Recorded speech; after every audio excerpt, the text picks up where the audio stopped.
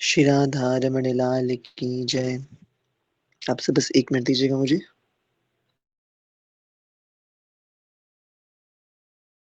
हरे कृष्णा। मैं आशा करता हूँ मेरी आवाज़ आप सभी को सही से आ पा रही होगी। आप सभी का हार्दिक स्वागत है हमारे रमन परिकर के माघ संकल्प के आज के एकादशी उत्सव के अंदर। आज हमारा 22वां सत्र है रमन परिकर का और आज जब माघ मास के शुक्ल पक्ष की दिव्य एकादशी तिथि है। बहुत समय के बाद एकादशी ऐसे तिथि में बन कर के आई है जब संपूर्ण भारतवर्ष में जितने भी तीर्थ और जितने भी पीठ है हमारी, जितने भी हमारे धाम हैं, उन सभी स्थानों पर एकादशी एक एकत्व मत भाव से एक ही दिन पर मनाई जा रही है। वरना अक्सर एकादशी 2-2 दिन आ रही थी। कुछ पहले करते थे, कुछ अगले दिन करते थे। पर इस बार भीमी एकादशी और जया एकादशी की शुभ तिथि आज के दिन प्रकट हुई और आज के दिन जया एकादशी का जो व्रत संपूर्ण भारतवर्ष के अंदर एकत्व भाव से आज के दिन ही मनाया जा रहा है, चाहे वो इस्कॉन में हो, राधा रमन जी में हो, राधा कुंड पर हो, बंगाल में हो, सब स्थानों पर आज के दिन एकादशी मनाई जा रही है। और आप सभी को एकादशी की हार्दिक बधाई, खूब खूब कोटि कोटि शुभकामनाएं। आज हमारा 22वां सत्र माघ मास का। माघ मास अपने आप में हम श्रवण कर चुके हैं, कार्तिक मास जैसी महत्वता रखता है। और माघ मास में त्रिवेणी संगम प्रयागराज जाकर के त्रिवेणी घाट पर नहाने का बहुत अधिक महात्म्य बताया गया है। माघ मास में तिल की सेवा होती है। तिल की सेवा से ठाकुर जी की संपूर्ण वर्ष, संपूर्ण मास भर ठाकुर जी की तिल के अलग-अलग वस्तुओं के भोग लगते हैं। इसी कारण से जो पूर्व में एकादशी गई थी, वो शर्तिला एकादशी थी। शर्तिला एकादशी का भाव था, जो मकर संक्रांति के दिन प्रकट हुई थी। आज के दिन एकादशी माघ मास के शुक्ल पक्ष की एकादशी भैमी और जया एकादशी के रूप में प्रकट हुई है। तो आज जब मैं विचार कर रहा था कि आज एकादशी पे हमें क्या आत्मचिंतन करना चाहिए, तो मन में भाव आया कि एकादशी पर ही चिंतन करना चाहिए कि वास्तव में ये हर मास में आने वाली 2-2 एकादशी जो है, इन 2 एकादशियों का क्या भाव है? मैं ये एकादशी पर व्रत रख रहा हूँ, ये व्रत रखने का प्रयास कर रहा हूँ, जो अधिकतर हम सभी भक्त व्रत रखते ही हैं एकादशी का, येन केन प्रकारेण प्रयास करते हैं एकादशी करने का। और चाहे उपलब्धता हो फलाहार की या ना हो, फिर भी कई भक्त यहाँ पे विराजते हैं जो येन-केन प्रकारेण एकादशी बहुत पूर्व समय से करने का प्रयास करते हैं। तो ये मास में आने वाले ये 2 प्रमुख व्रत हम क्यों कर रहे हैं? और इसका क्या ही महत्व है एकादशी करने का? तो आज थोड़ा एकादशी चिंतन करने का हम सब प्रयास करेंगे। तो श्री राधा रमन देव जी की परम कृपा से भगवान महाविष्णु के शरीर कांति से प्रकट हुई देवी एकादशी, जिन्होंने मुर नामक दैत्य का वध करा और तब भगवान श्री कृष्ण ने, भगवान श्री महाविष्णु ने एकादशी तिथि को अपनी सर्वाधिक प्रिय तिथि घोषित किया। एकादशी तिथि भगवान की सखी स्वरूपा भी है। वो वृंदावन धाम में सखी वेश में आकर के भगवान की सेवा भी करती हैं और तिथि होने के नाते, एक दिवस होने के नाते, ये भगवान की सर्वाधिक अ, प्रिय सेवा करने का बहुत शुभ दिन है। जिस दिन भगवान बैठे ही होते हैं सारी भोग सामग्री ग्रहण करने के लिए। एक विशेष दिन, एक स्पेशल दिन होता है। यूँ तो दिखने में तो एकादशी का दिन भी भारी रूप से सामान्य दिन हो सकता है। कितनी बार ऐसा भी होता है कि एकादशी का जो दिन है, वो सामान्य दिनों से भी ज़्यादा कठिन रहा। सामान्य दिन में तो फिर भी माला हो जाती है, एकादशी के दिन अपनी 16 माला करनी भारी हो जाती है। मेरे साथ तो अक्सर ऐसा होता है कि एक्स्ट्रा माला तो दूर करने की बात है, एकादशी के दिन इतनी व्यस्तता दे देते ठाकुर जी कि अपनी 16 माला, अपने नियम की माला ही करनी भारी पड़ जाती है। तो कुछ तो विशेष है, भक्तों के साथ तो खूब लीलाएँ होती है, जब बात होती है मेरी भक्तों से, तो वो शेयर करते हैं कि भैया सब दिन तो फिर भी अच्छे से सब कुछ हो जाएगा, एकादशी के दिन ही सारे कांड होने शुरू होते हैं। तो आज के एकादशी चिंतन में हम ये चिंतन करेंगे कि एकादशी व्रत मैं रख क्यों रहा हूँ? और उससे पूर्व कि हम इस बात पे चिंतन करें, आइए हम सब व्रती हैं, तो आज की बहुत दिव्य कथा है। अभी मेरी बात हो रही थी हिज़ ग्रेस मधुसूदन विष्णु प्रभु जी से, जो इस्कॉन जुहू में विराजते हैं। तो उन्होंने, ऑल्दो ये कथा हमने पूर्व में भी सुन रखी है, उन्होंने फिर से एक बार शेयर की, तो मेरे मन में भाव हुआ कि हम भी एकादशी कथा को एक बार दोहरा लेते हैं, ताकि जो जानते हैं उनके लिए पुनरावृत्ति हो जाएगी और जो नहीं जानते हैं उन वो जान जाएँगे कि आज के दिन क्या घटित हुआ था, क्यों एकादशी आज की मनाई जाती है। देखिए हर एकादशी जो पड़ती है वर्ष में आने वाली 24 एकादशी और जिस वर्ष में पुरुषोत्तम मास लगता है उसमें आने वाली 26 एकादशी, 2 एकादशी और बढ़ जाती हैं। तो वर्ष में आने वाली जो 24 एकादशियाँ हैं, इन एकादशियों की वैसे अनंत-अनंत कथाएँ हैं। परंतु 3 विशेष कथा हम सबको पता होनी चाहिए। एक उस एकादशी की प्राकट्य कथा कि वो एकादशी प्रकट कैसे हुई? जैसे आज जया एकादशी, ये जया नाम की एकादशी प्रकट कैसे हुई? इसका नाम जया क्यों पड़ा? इसका नाम भैमी एकादशी क्यों पड़ा? ये प्रकट कैसे हुई? इसके पीछे की क्या कथा है? शक्तिला एकादशी प्रकट कैसे हुई? इन एकादशियों के प्रकट होने की अपनी कथा है। तो ये पहली कथा ये हमें पता होनी चाहिए। दूसरी कथा है इस एकादशी पर ऐसा क्या घटित हुआ जिस कारण से इस एकादशी की महिमा इतनी अधिक बढ़ गई, है ना? इस एकादशी पे ऐसी कौन-सी वो प्राचीन लीला पुराणों के अंदर शास्त्रों में वर्णित वर्णन की जाती है, जिस कारण से ये इस एकादशी का इतना अधिक महत्व हुआ, तो वो उसकी दूसरी कथा है। और तीसरी कथा होती है उस एकादशी के महात्म्य की कथा, जो विशेष रूप से उसी एकादशी का उस दिन कुछ विशेष क्रिया करने का क्या अपना महात्म्य है, उसकी कथा कि उस दिन किसी किसी विशेष राजा ने, किसी विशेष भक्त ने वो विशेष क्रिया करी उस एकादशी के दिन और उसके साथ कुछ विशेष उसको पद की प्राप्ति हुई, फल की प्राप्ति हुई, वो एक उसकी होगी तीसरी कथा। इस प्रकार से हर एकादशी के अंदर यूँ तो अनंत-अनंत कथाएँ हैं, परंतु ये 3 कथाओं का बोध हमें होना चाहिए। उसकी प्राकट्य कथा एकादशी की, दूसरी उस एकादशी का किसी ने पारण किया, उस एकादशी का व्रत किसी ने करा तो उसके साथ क्या घटना हुई, ये उसकी दूसरी जिसकी वजह से उस एकादशी का महिमा मंडन हुआ। और तीसरी कथा उस एकादशी के दिन उसका महात्म्य क्या है, उसके महात्म्य की कथा। तो ये ज़रूर हम जानने योग्य बात है।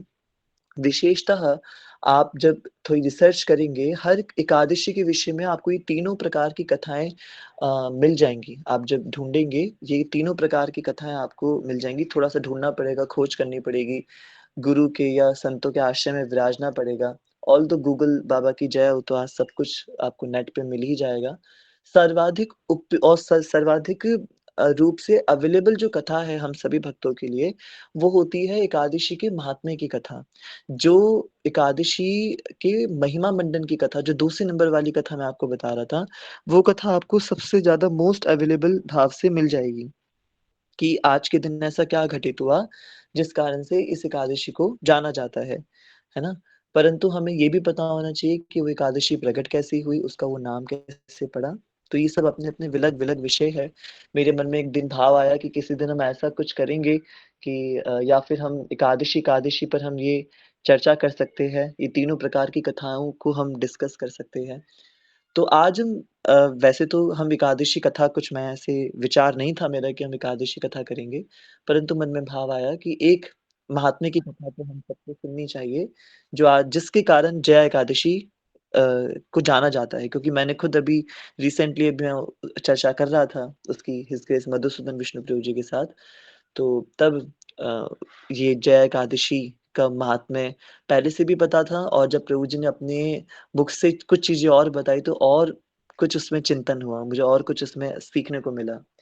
तो आज के दिन क्या हुआ, एक विशेष घटना घटी पुराणों में वर्णन आता है कि देवलोक में यानी स्वर्गलोक के अंदर महाराज इंद्रदेव की जब सभाएँ बैठा करती थीं, तो उस सभा के अंदर खूब आनंद से सारे ऋषिगण, संतगण आके विराजते थे। जैसे किसी राजा की सभा बैठती है, तो ऐसे ही एक दिन देवराज इंद्र की सभा लगी हुई थी। सारे गुरुवर विराज रहे थे, गुरुदेव बृहस्पति विराज रहे थे, सारे ग्रह नक्षत्र ब्रह्मांड के सभी जितने भी उस उस नक्षत्र की सेवा करने वाले जितने भी देवता हैं, वो सारे देवता उस सभा के अंदर विराज रहे थे। तो देवराज इंद्र ने उन सभी के स्वागत के लिए एक बहुत सुंदर नृत्य नाटिका का आयोजन किया। उस नृत्य नाटिका में भाग लेने वाले, संगीत में भाग लेने वाले एक गंधर्व लोक से गंधर्व पधारे जिनका नाम था गंधर्व माल्यवान। माल्यवान नाम के गंधर्व पधारे और इसी के साथ-साथ अ, उस नृत्य नाटिका में नृत्य की प्रस्तुति करने के लिए कई सारी अप्सराओं के साथ उस अप्सराओं के ग्रुप को, उस अप्सराओं के पूरे संघ को लीड करने के लिए जो मुख्य अप्सरा पधारी वो थी अप्सरा देवी पुष्पवती, देवी पुष्पवती।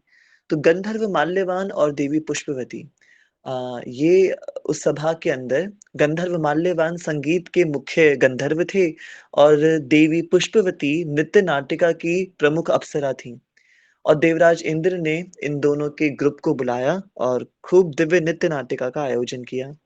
आने से पूर्व ये दोनों जो पुष्पवती और माल्यवान जो थे, ये देवराज इंद्र की जो अवंतिका नगरी है, स्वर्गलोक के अंदर, अवंतिका नगरी में बहुत सुंदर अकल्पनीय वर्णन उसका अवंतिका नगरी का आया है शास्त्रों में। तो देवराज इंद्र की उस नगरी में ये भ्रमण कर रहे थे और भ्रमण करते-करते ये उस बगीचे में मिले अवंतिका नगरी के और वहीं पे ही बगीचे में मिलने पर ये दोनों एक-दूसरे से खूब आकर्षित हो गए। गंधर्व माल्यवान और देवी पुष्पवती। और कामदेव तो सौंदर्य के देवता है, कामदेव तो प्रेम के और आकर्षण के देवता है। उन्होंने देखा कि भई ये दोनों आपस में एक-दूसरे से सम्मोहित हो रहे हैं, तो कामदेव ने भी पीछे नहीं हटे और अपने बाणों के वेग से इन दोनों के मन में एक-दूसरे के प्रति खूब आसक्ति भाव प्रकट कर दिए। दोनों के हृदय पे कामदेव ने अपने अदृश्य बाणों को चलाया और दोनों के मन में एक-दूसरे के प्रति बहुत अधिक आसक्ति भाव प्रकट हो गए। और वो आसक्ति भाव और अधिक तब बढ़ गए जब देवलोक के सोमरस का इन दोनों ने पान करा। अब आप ये समझिए जब हमें मधुसूदन विष्णु प्रभु जी ये कथा बता रहे थे, तो मुझे समझ में आ रही थी ये बात, प्रभु जी भी शेयर कर रहे थे कि व्यक्ति को ना हम पतन अपने कारण ही होते हैं वास्तव में। हम पतन अपने ही कारण होते हैं। कोई व्यक्ति अब आप देखिए प्रभु जी ने कथा बताते-बताते अर्जुन का एग्ज़ाम्पल दिया कि यही जो सभा जो देवराज इंद्र ने सभी ब्राह्मणों के लिए, सभी ऋषियों के लिए लगाई है, ऐसी ही सभा देवराज इंद्र ने अर्जुन के लिए भी आयोजित की थी। अर्जुन के लिए भी ऐसी दिव्य नृत्य नाटिका का आयोजन किया।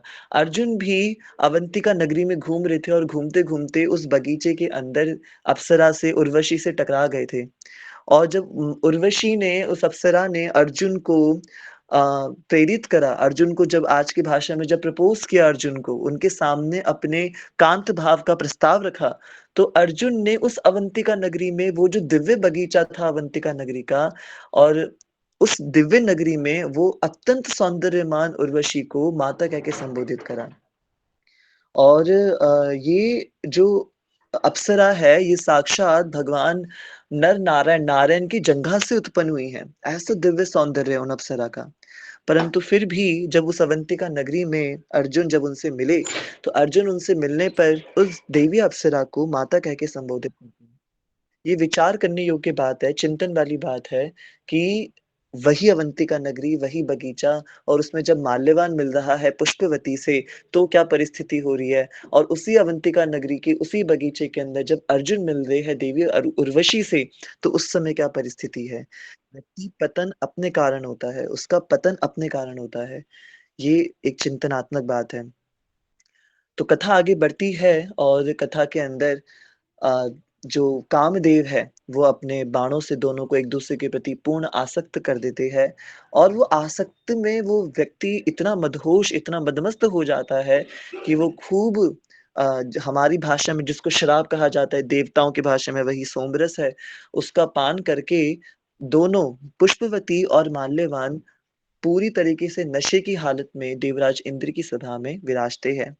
और विराजने के बाद अपनी सेवा प्रारंभ करते हैं, माल्यवान संगीत बजाता है और देवी पुष्पवती नाचना यानी अपनी नृत्य नाटिका प्रस्तुत करना आरंभ करती हैं।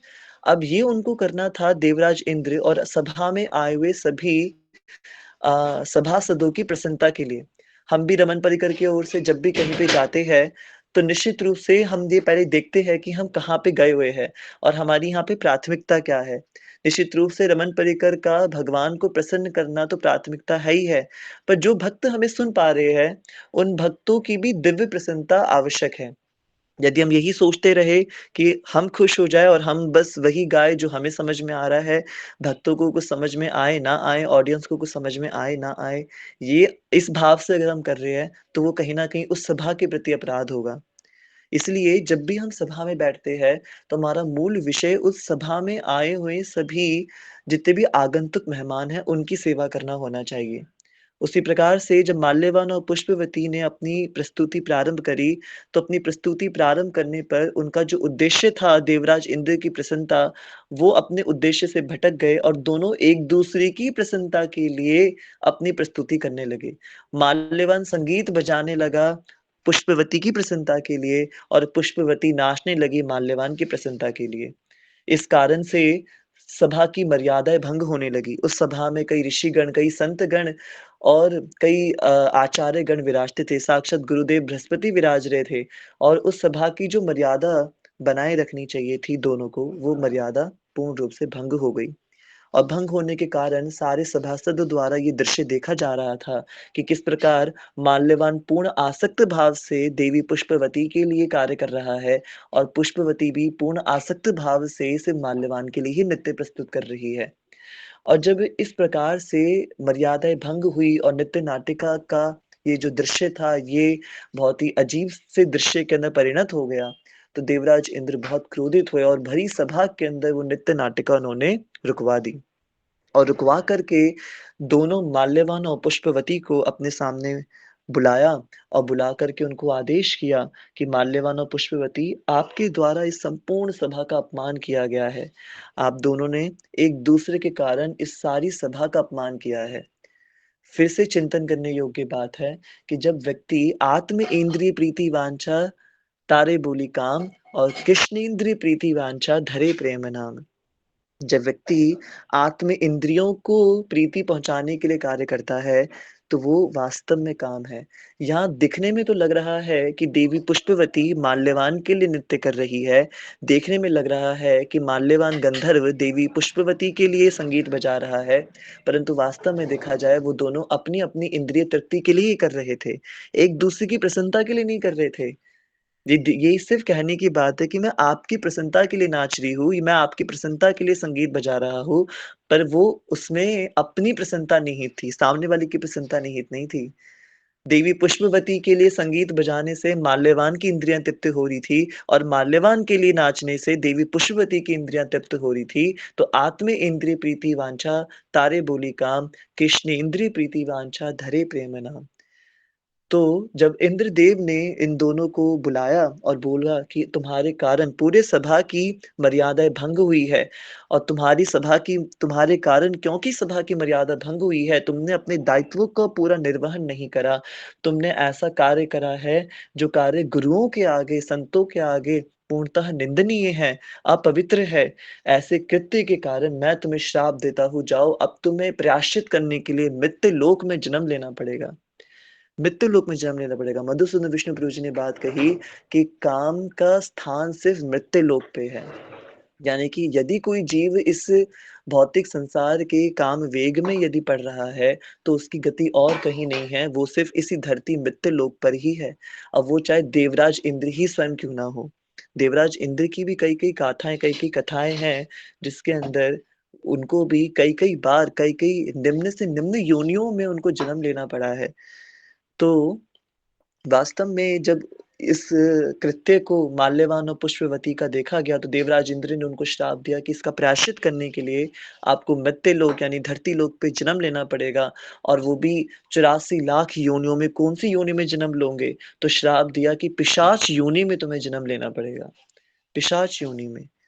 अर्थात यदि हमारे द्वारा संतों का, वैष्णवों का इस प्रकार से अपमान होता है, तो प्रभु जी हमें बता रहे थे शास्त्र निहित बात है कि इस संसार की प्रकृति और देवताओं के द्वारा उस व्यक्ति को पिशाच योनि दी जाती है। तो देवराज इंद्र ने उन दोनों को पिशाच योनि प्रदान की और श्राप के कारण ये दोनों माल्यवान और पुष्पवती देवलोक से पतनशील होकर के धरती लोक पर गिरते हैं और पिशाच योनि को प्राप्त करते हैं। धरती लोक का एक नियम है कि यहाँ पे जो भी जन्म लेता है, जिस भी योनि में जन्म लेता है, उसको अपने पूर्व जन्म के कृत्य याद नहीं रहते। तो पूर्व जन्म के कृत्य याद ना होने के कारण माल्यवान और पुष्पवती को पिशाच योनि प्राप्त हो जाती है और धरती पे भी इनको हिमालय पर्वत पर पिशाच योनि प्राप्त होती है। अत्यंत शीतलता, अत्यंत ठंड भरे माहौल के अंदर ये दोनों पिशाच बने व्यक्ति, ये दोनों पिशाच बने गंधर्व और अप्सरा माल्यवान और पुष्पवती हिमालय की घनी वादियों के अंदर भटकने लगते हैं।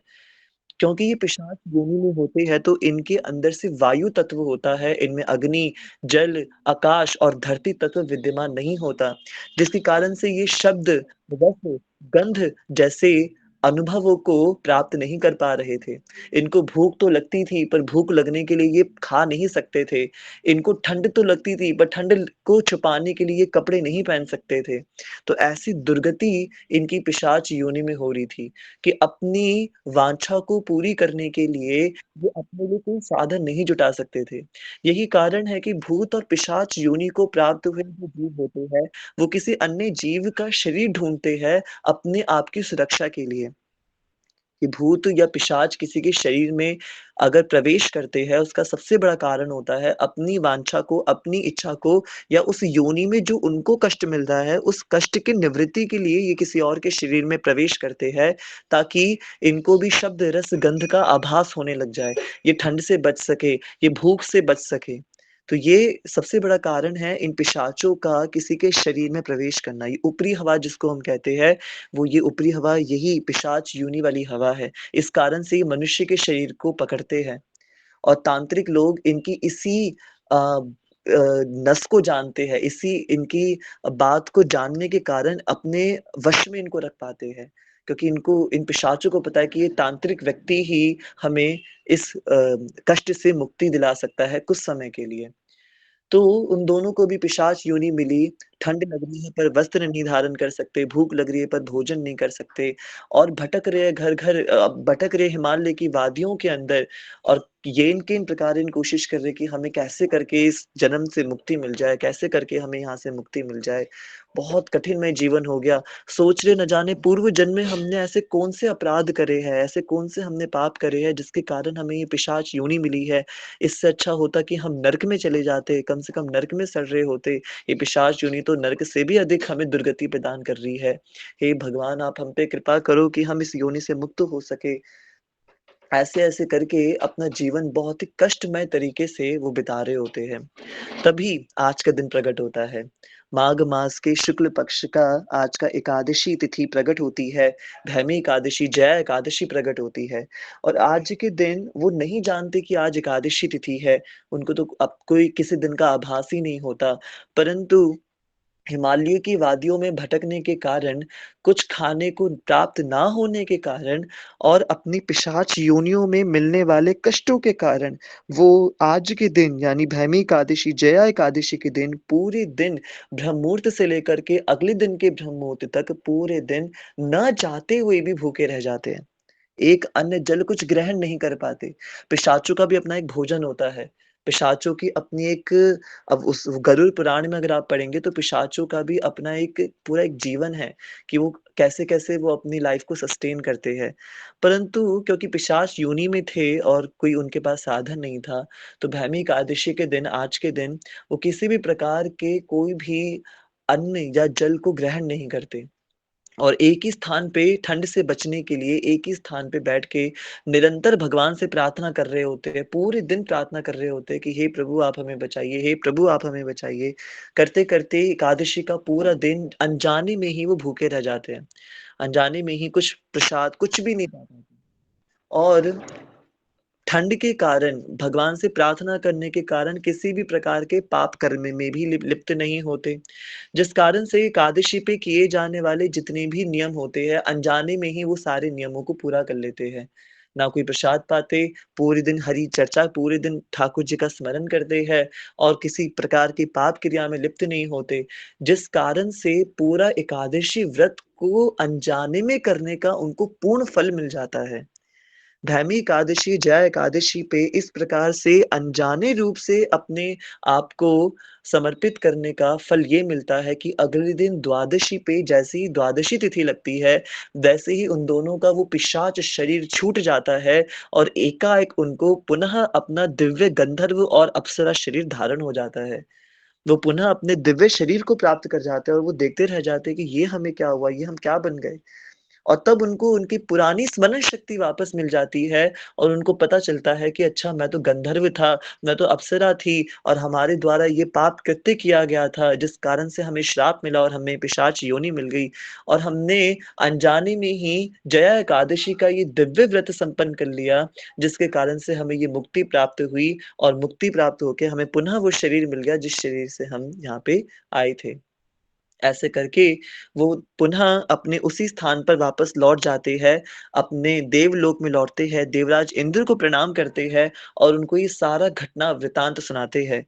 देवराज इंद्र अत्यंत प्रसन्न होते हैं और सभी गंधर्व, अप्सराएँ और देवता मिलकर के भगवान महाविष्णु की स्तुति करते हैं और उनसे प्रार्थना करते हैं कि हे प्रभु, अनजाने में ही आज की प्रकट तिथि पर जो पुष्पवती और माल्यवान को जो फल प्राप्त हुआ है, हम आपसे निवेदन करते हैं कि मृत्यु लोक पे बसे हुए एक-एक जीवात्मा को, चाहे वो 84 लाख योनियों में किसी भी योनि में है, यदि वो अनजाने में भी जया एकादशी का पारण कर ले, जया एकादशी का व्रत पारण कर ले, तो उसको भी यही फल प्राप्त होना चाहिए। दिव्य शरीर, सारूप्य मुक्ति उसको प्रदान कीजिए, हे भगवान महाविष्णु।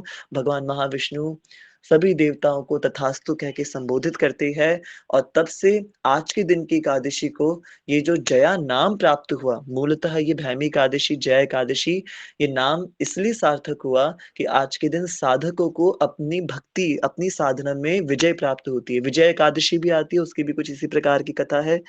तो जया नाम इसलिए जया नाम पढ़ने की तो वैसे एक अलग कथा है, परंतु भगवान महाविष्णु द्वारा वरदान देने के कारण आज की ये दिव्य एकादशी ये महात्म्य, ये महत्व रखती है कि जाने-अनजाने में भी यदि कोई व्यक्ति आज के व्रत का पारण कर लेता है, कुछ थोड़ी देर बैठ कर के भी भगवान का नाम स्मरण कर लेता है, आज की ये दिव्य कथा माल्यवान और पुष्पवती की कथा, एकादशी कथा का श्रवण कर लेता है, उसको अपने जीवन में किसी भी प्रकार से नरकों की, किसी भी प्रकार से प्रेत योनि, पिशाच योनि, भूत योनियों की प्राप्ति नहीं हो सकती।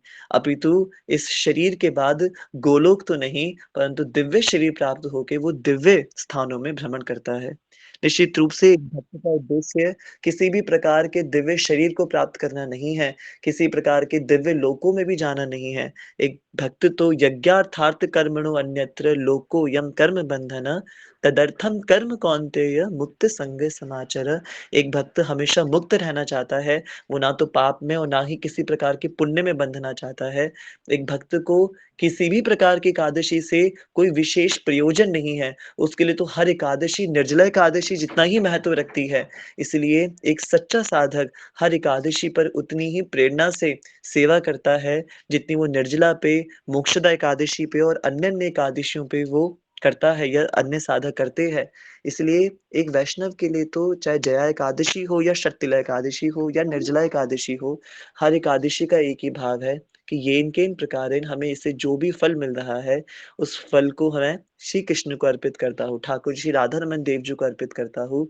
अगर ठाकुर जी मुझसे प्रसन्न हो रहे हैं, बस इतनी कृपा करें मुझ पे कि इस जन्म ने जो अपने नाम से जो थोड़ी-सी प्रीति दे दी है, वो प्रीति और बढ़ा दे। वो जो माल्यवान को आसक्ति हो गई देवी पुष्पवती से, हे राधा रमन लाल आप ऐसी कृपा करो कि मुझे आपसे आपसे आपके नाम से आसक्ति हो जाए। हे कामदेव आप मुझ पे ऐसी कृपा करो कि आप मुझ पे खूब बाण चलाओ, अपने काम के खूब वेग मुझ पे चलाओ, पर वो काम किसी के प्रति आसक्ति पैदा ना करे, अपितु वो काम नाम के प्रति आसक्ति पैदा करे। श्री गोपियों ने ब्रजमंडल के अंदर भागवत का श्लोक है, गोप्य कामात्, काम से उन्होंने ठाकुर जी को प्राप्त करा। तो हे राधा रमन लाल, अपनी शक्तियों से ऐसी कृपा करो कि आपके नाम से वो आसक्ति प्रकट हो जाए। एकादशी व्रत को रखने का सबसे मूल जो चिंतन किया जा सकता है वो यही है कि हमारी 5 कर्मेंद्रियाँ, 5 ज्ञानेंद्रियाँ और 11वीं इंद्री मन, इन एकादश इंद्रियों को संयमित एवं नियंत्रित करके हम आज के दिन कैसे श्री राधा रमन देव जी के चरणों में समर्पित कर सकते हैं। हमारे महाराज जी कहते हैं कि वैसे तो रोज़ परंतु एकादशी के दिन विशेष रूप से रात को सोने से पहले अपने ऊपर पास एक हिसाब रखना चाहिए, एक अकाउंटिंग करनी चाहिए, ये देखना चाहिए कि आज एकादशी के दिन मैंने अपनी इन 11 इंद्रियों से कितना भगवत स्मरण करा।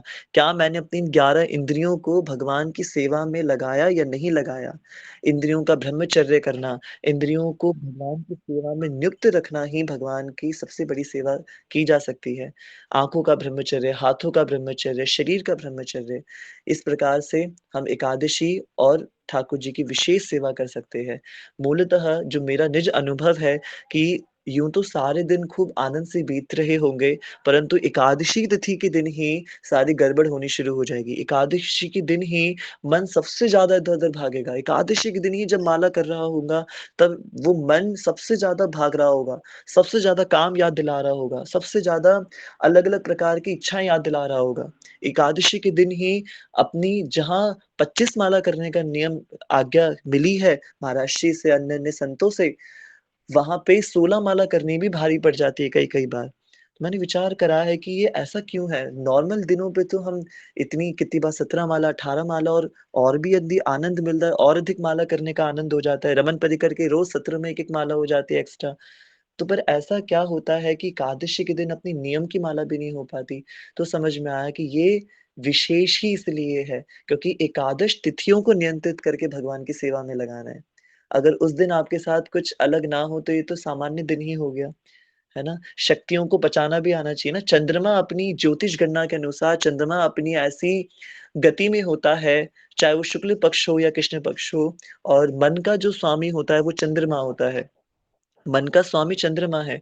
इसलिए ज्योतिष गणना के अनुसार जिसकी कुंडली में चंद्रमा कमज़ोर है, उसका मन कभी भी स्थिर नहीं रह सकता। और यहाँ तक कि शास्त्रों में भी एक सूर्य सिद्धांत नाम का ग्रंथ है, जो परम पूज्य भक्ति सिद्धांत सरस्वती गोस्वामी प्रभुपाद, हमारे प्रभुपाद जी के गुरुदेव ने लिखित किया है, उसको रचित किया है, सूर्य सिद्धांत नामक एक ग्रंथ। सूर्य सिद्धांत ग्रंथ आप पढ़ेंगे, तो उसके अंदर मैंने पढ़ा तो नहीं है, बट एक बार हैगी भक्त प्रभु जी हमारी जो कक्षा ले रहे थे, तो उसमें उन्होंने उस ग्रंथ के रेफरेंसेस से हमें बताया कि सूर्य सिद्धांत में वर्णन किया गया है चंद्रमा की गति के बारे में, और ये बताया गया है कि चंद्रमा मन का स्वामी है, और मन का स्वामी होने के कारण जहाँ हमारे चंद्रमा की गति बिगड़ गई, मेरी निज चंद्रमा की गति बिगड़ गई, वहाँ पे मन पर नियंत्रण रखना बहुत मुश्किल हो जाएगा। नलकुंवर की जो कथा आती है दामोदर लीला में, जो कुबेरात्मजो यद् मूर्तेव यद्वत् तदा मूर्छितो भक्ति भाजो कृतौ च, जो हम ये श्लोक गायन करते हैं दामोदर मास में। तो नलकुंवरों की जो कथा आती है, नलकुंवरों का जो पतन हुआ उसका सबसे बड़ा कारण था उनका चंद्रमा का कमज़ोर होना। देखिए, मैं ज्योतिष के अनुसार आपको बात बता रहा हूँ, जो सूर्य सिद्धांत नामक ग्रंथ में लिखी हुई है। तो आज के दिन चंद्रमा अपने एकादश कला में होता है, और एकादश कला में होने के कारण, अपनी एकादशी रानी के साथ होने के कारण, मन पर सबसे ज़्यादा अनियंत्रण आज के दिन हो सकता है। चंद्रमा मन को पूरी छूट दे के रखता है आज के दिन, और यही दिन होता है जब अपनी परीक्षा को हम सिद्ध कर सकते हैं। हम कहते हैं ना कि अब से मैं एकदम अच्छा साधक बन के दिखाऊँगा, अब से मैं एकदम अच्छा भक्त बन के दिखाऊँगा, अब से मैं एकदम रोज़ हरि नाम करा करूँगा। अब से मैं पूर्ण ब्रह्मचर्य का पालन करूँगा। अब से मैं एकदम पूर्ण अपनी इंद्रियों पर आसक्त नहीं रहूँगा। ये जो हम नियम ग्रहण करते हैं, इन नियमों की परीक्षा लेने का सर्वाधिक उपयुक्त दिन होता है एकादशी का। क्योंकि नॉर्मल दिन तो हम बहुत आराम से कर ही लेंगे सारी चीज़ें, पर कोई सच्चा साधक यदि होगा ना, तो उसकी परीक्षा एकादशी के दिन ली जाएगी। बहुत बढ़िया तरीके से उसकी परीक्षा ली जाएगी। खूब बढ़िया, जिस दिन सबसे ज़्यादा नियंत्रण और जिस दिन सबसे ज़्यादा संयम की आवश्यकता होती है, उसी दिन श्री राधा रमन देव जी अपनी दिव्य माया शक्ति से उस साधक को गिराने के पूर्ण प्रयास करते हैं। इसलिए एकादशी का दिन व्यक्ति के लिए जब भी आज्ञा मिली है कि अपने आप को माला अधिक करने का एक भाव ये भी है कि ज़्यादा फल तो मिलेगा ही मिलेगा, परंतु भोजन नहीं करना, तो खाली मन रहेगा, खाली दिमाग शैतान का घर क्या करे, तो फिर अधिक से अधिक माला जप करे, अधिक से अधिक नाम जप करे। वो व्यक्ति पूरे दिन भगवतीय क्रियाओं के अंदर अपने आप को व्यस्त रखे, पैरों से मंदिर जाए, हाथों से भगवान का श्रृंगार करे, माला जप करे, किसी भी प्रकार से अपने आप को इतने-इतने अष्टक आज के दिन बताए गए, नारायण कवच पढ़ना चाहिए, विष्णु सहस्त्र नाम का पाठ करना चाहिए। गुरु मैया आज के दिन विष्णु सहस्त्र नाम के पाठ से तुलसी अर्चना करवाती हैं।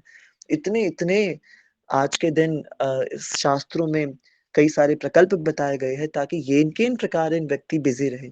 हम क्योंकि ऑलरेडी भौतिक दुनिया में हैं और हमारे पास करने के लिए पहले से ही बहुत कुछ कार्य है, तो ये देवी प्रकृति ऐसी कुछ लीला हमारे साथ कर सकती है कि एकादशी के दिन ही आपके पास दुनिया जहाँ के सारे काम आ जाएँगे। एकादशी के दिन ही आप अपने नियम की माला नहीं कर पाएँगे। एकादशी के दिन ही आप अपने आप पे संयम नहीं रख पाएँगे। एकादशी के दिन ही आपको लगेगा कि यार सब कुछ सारे दिन तो वास्तव में सही जा रहे हैं, एकादशी के दिन ही नियम टूट रहे हैं। एकादशी के दिन ही खाना खाने की सबसे ज़्यादा इच्छा प्रकट हो रही है। एकादशी के दिन ही अन्न की सबसे ज़्यादा याद आ रही है। एकादशी के दिन ही व्रत बार-बार खंडित हो रहा है। ये जो जितने भी पाप कर्म हमसे जाने-अनजाने में घटित हो रहे हैं, एकादशी के दिन यदि घटित हो रहे हैं, तो निराश नहीं होना चाहिए, खुश होना चाहिए कि राधा रमन लाल परीक्षा ले रहे हैं। बस हमें येन-केन प्रकारेण प्रयासपूर्वक कोशिश करनी चाहिए कि हम उन परीक्षाओं में पास कर जाएँ।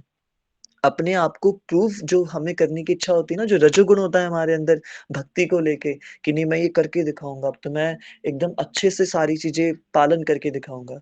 उसकी सबसे बड़ी परीक्षा आज ही के दिन है, एकादशी के दिन है और ये परीक्षा हर 15-15 दिन में होती है।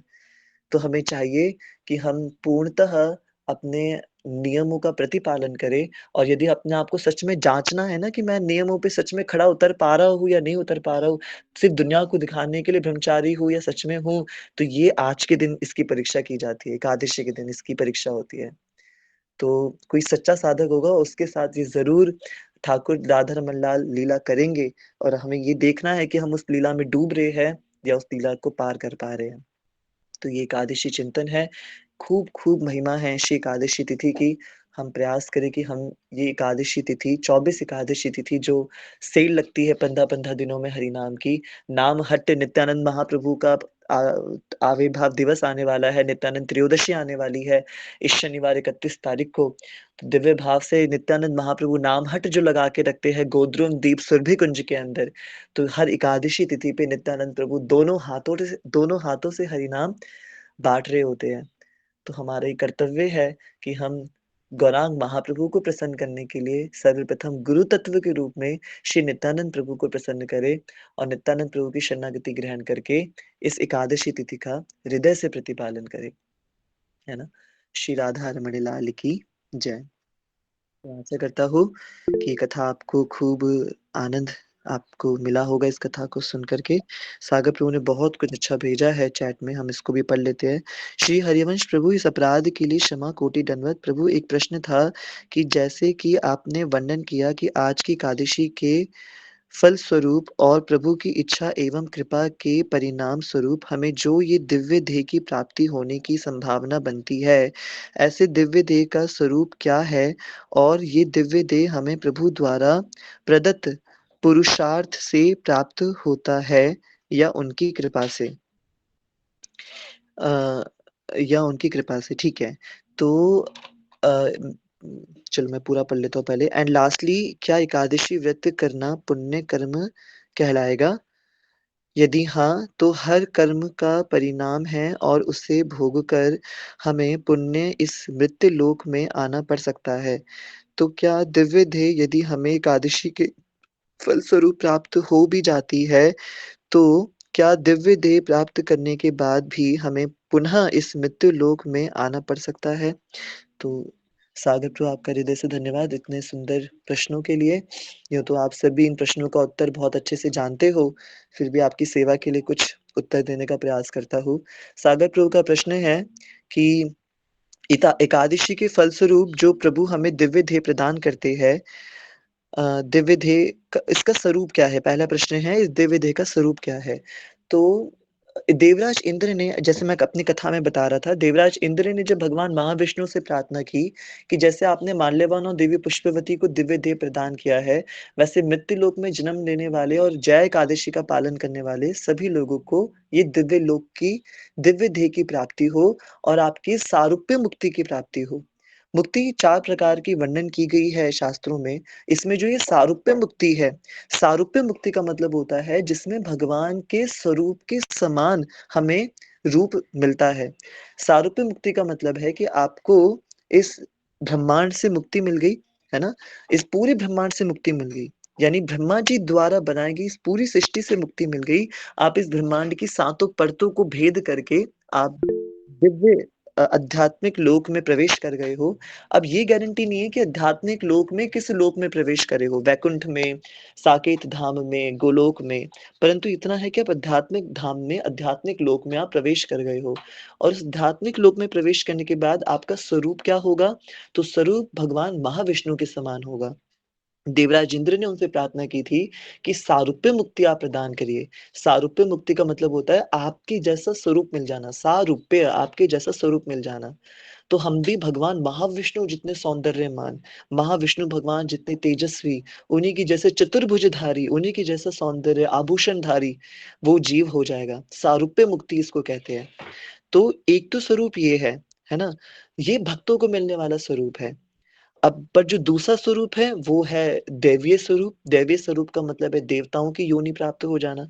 आपको जानकर आश्चर्य होगा कि मनुष्य ये जो 84 लाख योनियों के अंदर मनुष्यों में जो 4 लाख योनियाँ आई हैं, उन 4 लाख योनियों में देव योनि भी शामिल है। ये मेरे लिए भी बड़ी अचंभित करने वाली बात थी। अभी कुछ दिन पहले ही मुझे इसका ज्ञान हुआ कि 4 लाख योनियों में देवताओं की योनि भी सम्मिलित है।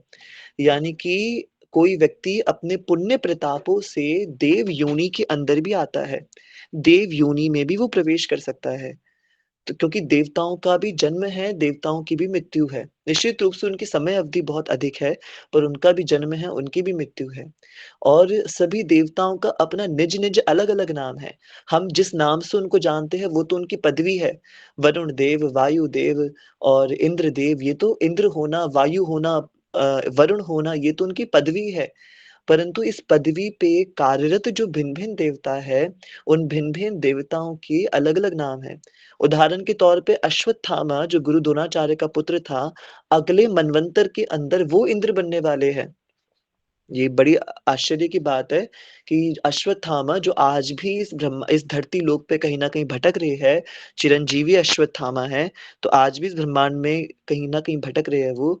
अगले मनवंतर की जब शुरुआत होगी तो उसमें वो अ, इंद्र बन के अगले मनवंतर में या अगले कल्प में कुछ ऐसा है कि वो इंद्र बन के प्रकट होंगे। अगले इंद्र वो होंगे अश्वत्थामा। तो व्यक्ति अपने पुण्य प्रतापों से देवता भी बन सकता है, दिव्य शरीर भी प्राप्त कर सकता है। तो अब ये डिपेंड करता है कि हम कैसा शरीर प्राप्त करना चाहते हैं। मैं अपने सारे पुण्यों को अगर भगवान श्री राधा रमन जी को समर्पित कर देता हूँ, जैसा आपका दूसरा प्रश्न था सागर, है ना? मुझे निश्चित रूप से फल प्राप्त हो रहा है। देखिए आप एकादशी करेंगे ना, निर्जला एकादशी का अगर आप वर्णन सुनेंगे, इतना इतना भौतिक प्रताप है निर्जला एकादशी का, इतना भौतिक प्रताप है, खूब धन-धान्य की प्राप्ति होगी, खूब सुख संपदा की प्राप्ति होगी। तो एकादशी तिथि का भौतिक माहात्म्य अगर आप पढ़ने जाएँगे तो ये लगेगा कि यार एकादशी तो माला-माल करने की तिथि है बिल्कुल। तो वहाँ पर देखिए सामान्य लोग अगर एकादशी कर रहे हैं तो निश्चित रूप से उनको वो फल मिलेगा ही मिलेगा। वो मिलेगा, पर सामान्य व्यक्ति अगर आज का दिन का पारण कर रहा है, जया एकादशी का, तो उसको जो दिव्य शरीर प्राप्त होगा, वो देवताओं वाला शरीर होगा, है ना? और अ, कोई भक्त जब उसका पारायण कर रहा है, वो अपने सारे पुण्यों को भगवान को समर्पित करके कर रहा है। ठाकुर जी मैं क्या ही करूँगा देवता बन के? मैं अभी जो बना हुआ हूँ, उसी से ही त्रस्त, उसी से ही दुखी हो गया हूँ। मैं इंद्र बन गया तो फिर तो कितना ही आपको याद ही नहीं कर पाऊँगा मैं कुछ भी। तो इसलिए और ना ही मुझे सारूप्य मुक्ति चाहिए। मैं तो जीवेर स्वरूपे होए नित्य कृष्ण दास, ये बात मुझे समझ में आ गई है। मैं भगवान महाविष्णु जैसा स्वरूप प्राप्त करके भी क्या ही करूँगा? चतुर्भुज होके भी क्या ही करूँगा? मुझे चतुर्भुज नहीं होना, मुझे तो 2 हाथ वाले कृष्ण की सेवा में जाना है, वो भी 2 हाथों से ही जाना है। अपने सामान्य रूप में ही जाना है। और ज़रूरी नहीं है कि मैं इंसान बन के जाऊँ। मेरे गुरुदेव मुझे जो बना दे मैं वो बन के चला जाऊँगा। है ना? मुझे वो शीशा बना दे ठाकुर जी का, मुझे वो घुंघरू बना दे, मुझे वो पुष्प बना दे, मुझे वो हाथ का कंगन बना दे, मुकुट बना दे, मोर पंख बना दे, है ना? थे कहूँ तो सावरा मैं मोर मुकुट बन जाऊँ, कुछ भी बना दे वो मीराबाई जी क्या-क्या भाव कर रही हैं, कुछ भी बना दे वो मुझे। तो मुझे सारूप्य मुक्ति, सालोक्य मुक्ति से कोई सरोकार नहीं है। तो ये एक भक्त का भाव है। पर भौतिक संसार के लोगों को तो जो भी उनके भाव है, उनको तो सारूप्य मुक्ति मिल सकती है, उनको दिव्य देह प्राप्त हो सकता है, ठीक है? और आपका दूसरा प्रश्न था कि अ, प्रभु द्वारा प्रदत्त पुरुषार्थ से प्राप्त होती है या उनकी कृपा से? देखो ठाकुर जी की कृपा से सारूप्य मुक्ति नहीं मिलेगी। भगवान जानते हैं कि मेरी कृपा सबसे बड़ी कृपा ठाकुर जी की ये है कि व्यक्ति को सारूप्य मुक्ति भी ना मिले। अपितु व्यक्ति भगवान का दास बन जाए, उसको भगवान का दासत्व प्राप्त हो जाए। हाँ, भगवान के पुरुषा जो उस भक्त का जो पुरुषार्थ है ना, पुरुषार्थ यानी उसकी जो मेहनत है, आज के दिन जो उसने मेहनत करी है, वो मेहनत से उसको सारूप्य मुक्ति मिलेगी। तो जो आपका प्रश्न था कि दिव्य देह की प्राप्ति भगवान की कृपा से होगी या भक्त के पुरुषार्थ से, तो इसका उत्तर है भक्त के पुरुषार्थ से। मैंने आज 16 माला जप करी है, बहुत मेहनत लगी है मुझे करने में, तो मेरे पुरुषार्थ से मुझे वो दिव्य शरीर प्राप्त होगा। भगवान की कृपा से प्राप्त नहीं होगा। भगवान की कृपा से सारूप्य मुक्ति भी नहीं मिलती। भक्ति रसामृत सिंधु में रूप गोस्वामी जी लिखते हैं, भगवान की कृपा से तो कृष्ण दासत्व प्राप्त होता है। तो इसलिए वो हम हमारे पुरुषार्थ से नहीं, जभी तो घमंड होगा ना, जभी तो आनंद होगा भी मैंने मेहनत करी थी और मेरी मेहनत से मुझे ये सारूप्य मुक्ति, ये दिव्य शरीर प्राप्त हुआ है। और आपका प्रश्न था सागर कि लास्टली का एकादशी व्रत करना पुण्य कर्म कहलाएगा? एकादशी व्रत करना बिल्कुल पुण्य कर्म कहलाएगा। यदि है तो हर कर्म का परिणाम है और उसे भोग कर, हाँ, बिल्कुल। तो सागर वही बात है कि हर कर्म का परिणाम है, परंतु हमें क्या करना है, यज्ञार्थार्थ कर्मणो अन्यत्र, जो हमें आज की एकादशी करके जो पुण्य फल प्राप्त हुआ है, कल द्वादशी पर जगन्नाथ जी का महाप्रसाद पाकर के जब हम उसका पारायण कर रहे होंगे, उसका पारण कर रहे होंगे, तो वो पारण करने से पूर्व हमें बोलना है, एकादशी महातिथि की जय, जय एकादशी की जय, श्री कृष्णार्पणमस्तु। और जगन्नाथ जी का प्रणाम मंत्र बोल के वो हमने प्रसाद ग्रहण कर लिया। इससे हमें सारा जो फल हमें प्राप्त हुआ है, वो हमने यज्ञ पुरुष भगवान श्री कृष्ण में आहुति दे दी उस पूरे के पूरे पुण्य की। तो एकादशी करने से पुण्य की तो प्राप्ति होगी ही होगी, परंतु जो भी आपको पुण्य मिला है, तो आप जब यज्ञ में अर्पित कर दोगे, भगवान को अर्पित कर दोगे, तो आपको उसका कोई भी फ आपको फल नहीं मिलेगा। यानी आप उस पुण्य प्रताप से अब स्वर्ग में, नरकों में वो सारे बंधन सब कट जाएँगे। सारे के सारे बंधन कट जाएँगे। ठीक है? आपने लास्ट में पूछा हुआ है, तो क्या दिव्य देह यदि हमें एकादशी के फलस्वरूप प्राप्त हो जाता है, तो दिव्य देह प्राप्त करने के बाद भी हमें पुनः स्मृति लोक में आना पड़ सकता है? बिल्कुल।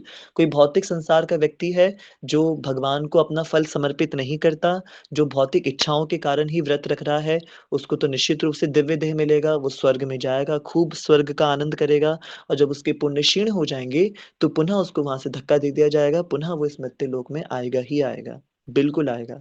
जभी तो एक भक्त बहुत समझदार होता है ना, कृष्ण भक्त बड़ा चतुर, उसको पता है भैया सौदा बड़ा होना चाहिए, बनिया इंसान बड़ा सौदा करता है, छोटा सौदा नहीं करता। तो एक भक्त तो सबसे बड़ा बनिया होता है, वो और बड़े-बड़े सौदे करता है। वो लख दातार खाटू श्याम जी से लाखों क्यों माँगू मैं, जब उनसे मैं अमूल्य संपत्ति माँग सकता हूँ। तो मैं लख दातार क्यों, मैं लाखों क्यों माँगू मैं उनसे। तो असली बनिया इंसान, असली भक्त तो और बड़ा सौदे में विश्वास रखता है ना? तो मैं आशा रखता हूँ सागर प्रभु मैं कुछ आपको उत्तर दे पाया हूँगा आपके प्रश्नों के। समय बहुत अधिक हो गया है, जल्दी-जल्दी हम खत्म करते हैं। भैया वीक मून मतलब अनस्टेबल माइंड, या एग्ज़ैक्टली बिल्कुल आशीष प्रभु। बिल्कुल आपने सही कहा। आपका मून अगर वीक है, आपके मून वीक होने के भी कारण होते हैं। हम अपने जीवन में कुछ ऐसे कृत्य करते हैं जिसके कारण हमारा चंद्रमा या चंद्रदेव हमारे कमज़ोर होते हैं। हर एक व्यक्ति के अपने नक्षत्र, अपनी ग्रह दशा होती है। तो अगर चंद्रमा कमज़ोर है, इसका मतलब माइंड अनस्टेबल रहेगा ही रहेगा, डेफ़िनिटली रहेगा।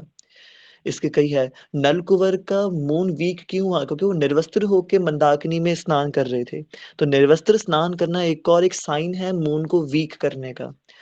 तो ये किसी भी पवित्र तीर्थ में, कुंड में, समुद्र में, नदी में निर्वस्त्र स्नान करना एक बहुत बड़ा अपराध है। इससे चंद्र देवता के प्रति अपराध होता है, चंद्रमा कमज़ोर होते हैं और चंद्रमा कमज़ोर होने से मन पूर्णतः अविवेकशील हो जाता है, पूरी तरह अनस्टेबल हो जाता है। तो ये बात बिल्कुल सत्य है ना? और चतुर्भुजी विष्णु, हाँ, चतुर्भुजी रूप, सारूप्य मुक्ति का मतलब है आशीष प्रभु चतुर्भुज रूप। भैया चैट जीपीटी पर स्ट्रॉन्ग दिखा रहा है एज़ पर बर्थ। बर्थ से क्या होता है आशीष प्रभु? बर्थ से तो हम तो सब अच्छे-अच्छे ग्रह नक्षत्रों में ही हमारा जन्म हुआ है, तो बर्थ से क्या ही फ़र्क पड़ जाता है। ये आजकल के सॉफ्टवेयर जो अपडेट बन गए हैं, सॉफ्टवेयर को क्या पता कि मून की गति क्या चल रही है। ये आजकल के ज्योतिष भी आधे पढ़े लिखे, आधे गँवार होते हैं। सॉफ्टवेयर में कुंडली डाल कर के और वो कुंडली निकाल के बताते हैं। तो प्रामाणिक आप गया धाम जो हमारे बिहार में गया धाम है, वहाँ के ज्योतिष है, ऐसे प्रकांड पंडित ज्योतिष है। आपके पूरे पुरखों के बारे में बता देंगे, जो आज भी परंपरागत ज्योतिष वहाँ के चले आ रहे हैं। तो वो ज्योतिष है। सूर्य सिद्धांत हमारा ज्योतिष ग्रंथ है, जो भक्ति सिद्धांत महाराज ने लिखा है। पूरा ज्योतिष ग्रंथ ऐसा है। तो सॉफ्टवेयर क्या ही बताएगा कि हमारा मून कैसा है, सन कैसा है। नहीं, ये तो हमारे कर्मों की दिशा निर्धारित करेगी ना। मून तो हमेशा ही अच्छा रहेगा, चाहे मैं कैसे भी काम करूँ, क्योंकि मेरा जन्म तिथि थोड़ी ना बदल जाएगी। जन्म तिथि तो वही रहेगी। अब मैं एकदम गलत से गलत काम करूँ, तो भी मेरा मून स्ट्रॉन्ग रहेगा इस हिसाब से तो। वो तो कर्मों के अनुसार निश्चित होगा। कर्म डिसाइड करेंगे आपने कैसे कृत्य करे और कैसे कृत्य करने के कारण आपकी नक्षत्रों की गति क्या बनी है। ठीक है। ओके प्रभु, एक लास्ट प्रश्न की दिव्य ध्येय और भाव ध्येय में अंतर होता है, ये दोनों समरूप है। भाव देह, देखो दिव्य ध्येय तो सागर प्रभु जी वो है जो हमें प्राप्त होता है देवलोक के लिए, है ना। हमारे धरती से ऊपर के जितने भी लोक है, उन लोकों में जाने के लिए गंधर्व बनना भी एक दिव्य शरीर है, किन्नर बनना एक दिव्य शरीर है ऊपर के लोकों में, है ना। अप्सरा बनना, देवता बनना, ये सब दिव्य शरीर है। और जो भावदेह है वो तो देखो कहने की बात है, भावदेह जैसी कोई चीज़ नहीं होती, वास्तव में स्वरूप सिद्धि देह होता है। जब दीक्षा हो जाती है हमारी, दीक्षा के वक़्त हमारे आचार्य वृंद दीक्षा प्रदान करके जो हमारा स्वरूप निर्धारित कर देते हैं, उसी समय स्वरूप निर्धारित हो जाता है, पर हमें बताया नहीं जाता, प्रकट नहीं किया जाता। वो जब साधक एक ऐसे लेवल पे पहुँच जाएगा, जब उसको पता लग जाएगा कि हाँ, मैं अब स्वरूप सिद्ध हो चुका हूँ, तब जाके उसको खुद दिव्य ज्ञान हृदय प्रकाशित उसको खुद समझ में आएगा कि मैं कौन हूँ, या गुरुदेव उसको खुद रिवील कर देंगे। तो उसी वैष्णव को कहते हैं स्वरूप सिद्ध व्यक्ति, स्वरूप सिद्ध साधक। तो जिसको स्वरूप सिद्धि हो चुकी है उसको पता लग जाएगा कि मेरे आध्यात्मिक जगत में मैं किस स्वरूप में भगवान की सेवा कर रहा हूँ। है ना? जैसे मैंने बीच में एक एग्ज़ाम्पल दिया था कि जब वृंदावन की एक माताजी जो डीटी किचन में सेवा करती थीं, जब उनका शरीर छूटा, तो परम पूज्य गोपाल कृष्ण गोसाई महाराज जी के स्वप्न में वो माताजी आती हैं, 13वें दिन जब उनकी 13वीं तिथि और सारी सब चीज़ें हो जाती हैं, और गोपाल कृष्ण गोसाई महाराज जी के स्वप्न में आके उनको प्रणाम करती हैं। गुरुदेव, आपकी कृपा से मुझे गोलोक प्राप्ति हो गई है, और गोलोक में मैं माता यशोदा के संग में भगवान का टिफ़िन बनाती हूँ। मैं भगवान के लिए कलेवा तैयार करती हूँ। तो उनको कलेवा सेवा मिली उन माताजी को, जो इस्कॉन मंदिर में डीटी किचन में सेवा करती थी। वो माताजी खुद आकर के गोपाल कृष्ण गोसाई महाराज जी के स्वप्न में आकर के उनका अभिवादन व्यक्त कर रही हैं। तो ये स्वरूप सिद्धि है। तो स्वरूप हमारे भाव से कुछ नहीं हो सकता कि हम क्या भाव रखते हैं, वो तो हमारे गुरुदेव निर्धारित करेंगे कि हम क्या बनने वाले हैं वहाँ जाकर के, राइट? अ, आशीष वो पूछ रहे ज्योतिष तो बर्थ से होता है ना? ज्योतिष बर्थ से होता है, बट वो सॉफ्टवेयर से नहीं होता, ये बात हमें ध्यान रखनी है। ज्योतिष बर्थ से होता है, बट वो सॉफ्टवेयर से नहीं होता। तो कुंडली तो हमारी बर्थ के अनुसार ही बनती है, बट उस कुंडली में नित्य नवीन परिवर्तन आते रहते हैं, रोज़ परिवर्तन आते रहते हैं। जैसे आशीष वो मैंने आपको कहा था कि रोज़ सूर्य देवता को जल अर्पित करा करो, आदित्य हृदय स्तोत्रम पढ़ा करो। तो वो सब करने से ना आपके वो सब करने से हमारी ग्रह दशा परिवर्तित होती है, और वो परिवर्तित सॉफ्टवेयर के अंदर नहीं होगी। वो फिर प्रगाढ़ विद्वान ब्राह्मण ही हमें देख कर के बता सकता है। ज्योतिष बहुत साइंटिफिक शास्त्र है, बहुत ज़्यादा साइंटिफिक है। सॉफ्टवेयर की क्या औकात कि वो बता दे ज्योतिष जैसी गणना को, है ना? कोटि दंडवत, अरे आपको कोटि-कोटि दंडवत प्रणाम सागर प्रभु। श्रेया जी, भगवान तो स्कूल नहीं जाते, फिर टिफ़िन क्यों? भगवान गौचारण करने जाते हैं ना श्रेया जी। गौचारण करने के लिए जाते हैं, इसलिए गौचारण के वक़्त तो कलेवा लगेगा ना, प्रसाद लगेगा। तो उस टाइम पे माता यशोदा ठाकुर जी को प्रसाद पैक करके देती हैं। तो वो मैया कहती हैं कि मैं माशा यशोदा के साथ भगवान का टिफ़िन बना के देती हूँ। जब गौचारण जाते हैं और ऊपर के गोलोक में जब भगवान भांडेर वन में जाते होंगे, खांडेर वन में जाते होंगे, तो वहाँ पे वो कलेवा लेके जाते होंगे, उन माता जी के हाथ का बना हुआ। मथुरा धाम प्रभु जी पूछ रहे हैं लाइक गोपाल कृष्ण गोस्वामी जी महाराज को नंदगांव में ग्वाल स्वरूप मिला था as per the dream of pujari of Nand Bhavan mandir. बिल्कुल ठीक बात है। जैसे उनके मन में भाव आया कि गोपाल कृष्ण गोसाई महाराज जी को नित्य गोलोक में नंद भवन में स्थान मिला है, तो गोपाल कृष्ण गोसाई महाराज नंद भवन में लीला कर रहे हैं। तो ये बिल्कुल ठीक बात है। और नंद नंद भवन में, नंदगांव के नंद भवन में गोपाल कृष्ण गोसाई महाराज जी के विग्रह को भी स्थापित किया गया है, धरती के नंदगांव के अंदर भी। तो ये बहुत सुपरफिशियस बातें हैं, बट ये बहुत रियलाइज़ करने वाली चीज़ें हैं। हाँ, चित्रपट स्वरूप में उनको भी विराजमान किया गया है वहाँ पे, परम पूज्य गोपाल कृष्ण गोसाई महाराज जी को। ठीक है, आई होप आप सबको आज की कक्षा बहुत अच्छी लगी होगी और मतलब कुछ हमें सीखने को, जानने को मिला होगा। बहुत अधिक समय हो गया है। श्रेया जी, आपने हैंड रेज़ करा हुआ है। आपका जो भी प्रश्न हो, आप प्लीज़ मुझे व्हाट्सएप कर दीजिएगा। हम अब कक्षा को समाप्ति की ओर बढ़ेंगे। ठीक है? तो I am very, very sorry समय बहुत अधिक हो गया है। आप प्लीज़ मुझे आप व्हाट्सएप पे डाल दीजिएगा प्रश्न, जो भी आपका प्रश्न है और मैं डेफ़िनिटली उसको अभी सोने से पहले रिप्लाई करूँगा। आइए हम अपने आज की कक्षा में, आज की इतनी सुंदर एकादशी कक्षा को हम भगवान के श्री चरणों में नारायण कवच का पाठ करके, जो कि आज की मूल स्तुति भी होती है एकादशी की, समर्पित करते हैं। ॐ नमो भगवते वासुदेवाय। ॐ नमो भगवते वासुदेवाय। ॐ नमो भगवते वासुदेवाय।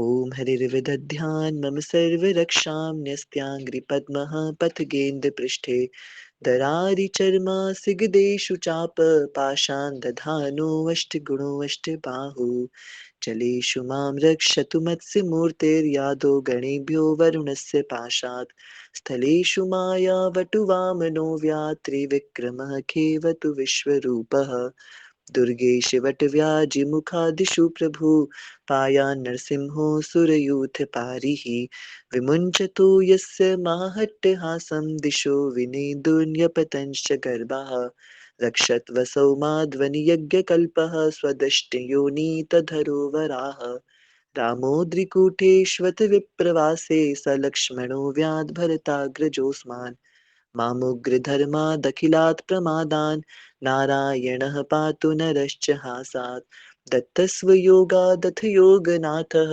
पायात् गुणेशः कपिलः कर्मबन्धात् सनत्कुमारोऽवतु कामदेवाधैर्शीर्षमां पथि देवहेलनात् देवर्षिवर्यः पुरुषार्चनान्तरात् कुर्मो हरिर्मां निर्यादशेषात् धन्वन्तरिर्भगवान् पार्थपथ्यात् द्वन्द्वात् भयादृषभो निर्जितात्मा यज्ञश्च लोकादवता जनान्ताद् बलो गणात् क्रोधवशादहीन्द्रः द्वैपायनो भगवान् प्रबोधात् बुद्धस्तु पाखण्डगणात् प्रमादात् कल्की कलह कालमलात् प्रपातु धर्मावनायुरुकृतावतारः मां केशवो गदया प्रातरव्याद् गोविन्दया सङ्गवमाप्तवेणुः नारायणः प्राण उदात्त शक्तिर्मध्यं दिने विष्णुरिन्द्रपाणिः देवोपराणे मधुहोग्रधन्वा सायं त्रिधामावतु माधवो मां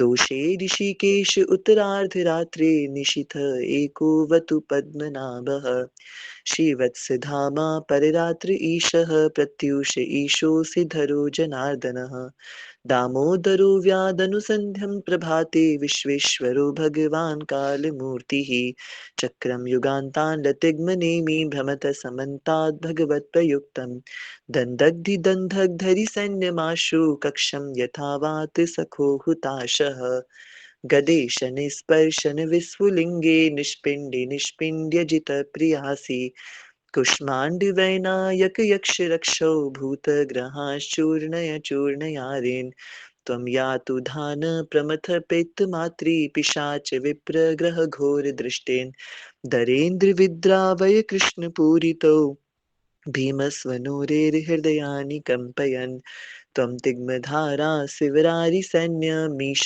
प्रयुक्तो मम छिन्दि छिन्दि चक्षुंषि चर्मा छतचन्द्रछादय दुषामघूनां हरपापचक्षुषां यन्नो भयं ग्रहेभ्यो भूत्केतुभ्यो निभ्य एव च सरीसृपेभ्यो दृष्टिम्भ्यो भूतेभ्यो होभ्य एव च सर्वाणि एतानि भगवन्नाम रूपास्त्रकीर्तनात् प्रयान्तु संशयं सद्यो ये नः श्रेयः प्रतीपकाः गरुडो भगवान् स्तोत्रस्तोभश्छन्दोमयः प्रभुः रक्षत्वशेषकृच्छ्रेभ्यो विश्वक्सेनः स्वनामभिः सर्वापदेभ्यो हरिर्नाम रूपयानायुधानिनः बुद्धीन्द्रियमनः प्राणान् पान्तु पार्षदभूषणः यथा हि भगवानेव वस्तुतः सद्यसच्चयत् सत्यनानेन नः सर्वे यान्तु नाशमुपाद्रवः यथैकात्म्यानुभावानां विकल्पः रहितः स्वयं भूषणायुधलिङ्गाख्या